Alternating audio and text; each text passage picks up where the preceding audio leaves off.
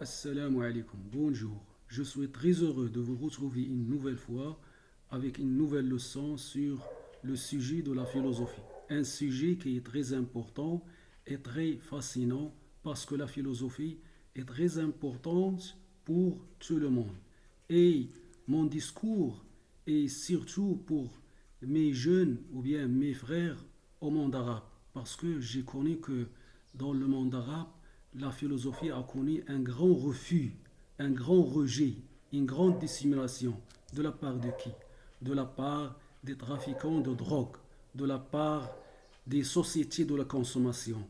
Pourquoi? Parce que la philosophie, la philosophie opère pour libérer votre esprit, votre corps, pour vivre bien, pour atteindre votre objectif, pour réussir dans la vie.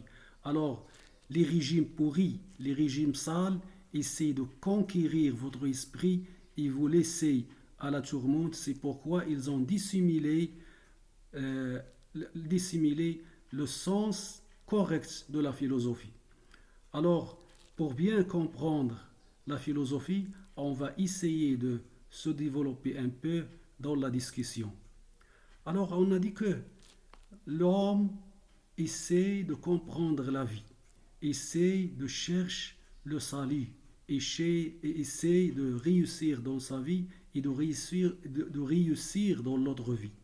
Pourquoi? Parce que il est l'animal ou bien l'être vivant qui a une raison, qui peut raisonner, qui peut comprendre, qui peut chercher, qui peut examiner, qui peut investiguer. Alors, quand il sait qu'il va quitter cette courte vie, il doit réfléchir de ce qu'il va faire, de ce qu'il va faire dans cette vie, de ce qu'il va remplir son temps. Il va, il, pour qu'il soit sage, il doit faire des actions qui sont bonnes, des actions qui vont lui apporter un bénéfice ou bien un gain dans cette vie et dans l'autre vie. Alors, il va chercher le salut pour atteindre son but de sauvetage ou bien d'une vie bonne. Il va chercher le salut dans la religion. Il va écouter aux théologiens, aux prêtres, pour comprendre pourquoi on va mourir et qu'est-ce qu'on va rencontrer après la mort. Alors, les religions ont développé une vision pour libérer l'homme de cette irréversibilité de la vie. Parce que la mort existe dans la vie quotidienne.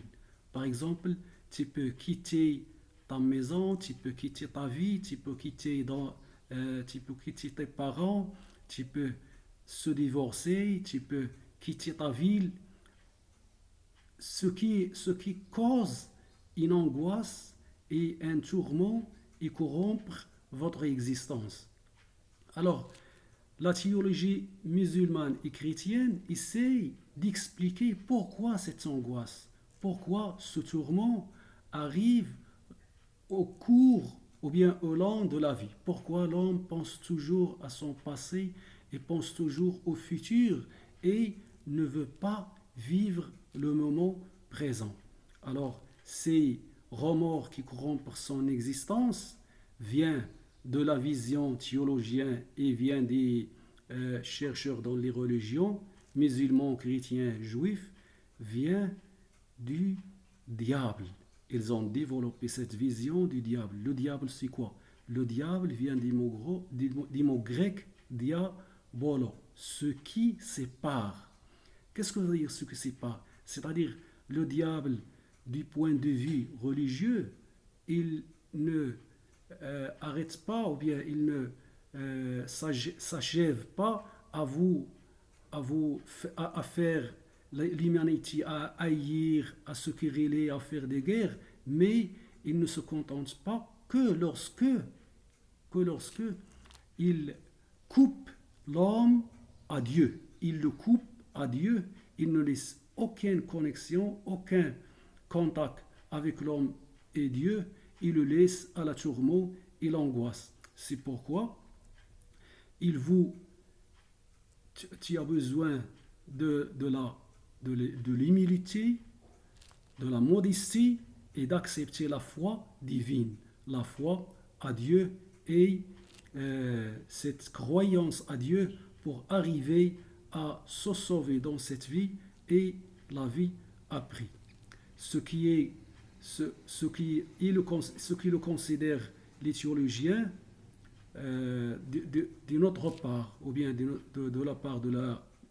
Alors, et les théologiens de cette vision considèrent la philosophie comme vaniteux et orgueilleux parce qu'ils n'acceptent pas la foi divine d'une façon qui est paisible et d'une façon qui est simple. Alors, j'ai cité que avoir l'humilité et la modestie vous suffit de se sauver dans cette vie et la vie après de l'angoisse et du tourment qui corrompent l'existence. Au contraire, la philosophie suit un autre chemin. Le philosophe veut que l'homme se sauve de son propre force, de sa propre raison. Il veut chercher le salut autrement, d'une autre façon. Alors, la philosophie aussi cherche sur le sens de la mort. Épictète, dans son discours avec son disciple, il lui dit, sais-tu que les principes de la lâcheté et de la bassesse et la crainte de la mort, pourquoi il cite cette expression, cette phrase, la crainte de la mort? Il ne dit pas que il ne faut pas craindre la mort, il faut être fort, mais la crainte de quitter la vie vers notre vie. Alors, lorsqu'on parle de la mort devant quelques personnes, il ne veut pas entendre nos paroles. Il refuse de parler sur la mort. Pourquoi? Parce qu'ils ont des actions et des péchés et des craintes de contacter ou bien d'affronter la mort. C'est pourquoi Épictète dit à son disciple, la crainte de la mort, c'est une bassesse, est une lâcheté, est une faiblesse. Alors il ne faut pas avoir peur de la mort. Il faut se préparer. Comment se préparer? Se préparer par raison, par avoir une foi non aveugle, comme dit les théologiens de la part de la vision de la philosophie, mais une foi raisonnable qui est basée sur du commandement ou bien sur sur le raisonnement. Alors, on trouve ça chez Montaigne. Montaigne qui a cité que philosophie, c'est apprendre à mourir. Alors, tous les philosophes parlent sur la préparation ou bien sur la définition de la philosophie, c'est apprendre ou bien c'est se préparer à mourir. Montaigne a cité encore, la mort fait partie de l'ordre naturel. Il dit encore, je veux que la mort me trouve plantant mes choux. Bien vivre, c'est accepter sa finitude. Spinoza a dit, l'homme libre ne pense rien qu'à la mort. Il faut comprendre la vie. Il faut comprendre la vie car notre esprit appartient à l'infini. Alors, regardez comment il explique Spinoza la vie. Il faut comprendre la vie car notre esprit appartient à l'infini. Plus nous comprenons la vie, plus nous nous sentons liés à l'éternité. Si tu comprends la vie, si tu examines l'univers, si tu examines l'être vivant, tu vas comprendre que nous sommes liés à l'éternité. Kant, le bonheur n'est pas lié aux vertus à la terre pour que la morale ait un sens. La raison doit supposer l'immortalité de l'âme afin que la justice puisse s'accomplir après la mort. Alors, la philosophie choisit le chemin d'investiguer ou bien de questionner, de s'interroger sur la vie, de poser des questions. Ce qui les théologiens et les hommes de la religion le condamnent. Pourquoi? Parce que on se rappelle que le diable et lui qui a poussé Adam et Ève de manger la pomme et de faire les descendre vers les souffrances sur la terre. Il est la cause qui a fait les sortir du paradis vers la terre. Pourquoi? Ils n'ont pas accepté les commandements de Dieu et ils s'interrogent pourquoi notre Dieu nous a interdit de ne pas manger cette pomme. Là, les théologiens accusent la philosophie de ce chemin du diable. Il ne faut pas poser des questions. Et c'est une faute. Pourquoi? Parce que la philosophie ne pose pas des questions de la personne, ou bien le philosophe ne s'interroge pas d'une façon vague. Il opère avec les sciences. Il utilise les mathématiques, il utilise la physique, il utilise les sciences naturelles, il utilise la physiologie, il utilise la psychologie, il utilise toutes ces sciences pour comprendre la vie, pour comprendre l'homme et pour comprendre l'univers.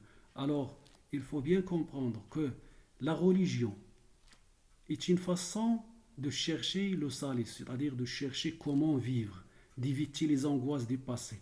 Et la philosophie, c'est une façon raisonnable pour s'interroger sur l'univers et sur l'homme. Pour éviter, la philosophie veut éviter chez l'homme la nostalgie. C'est quoi la nostalgie? La nostalgie, c'est le regret d'un moment qui est passé et qu'on ne peut pas atteindre pour la corriger.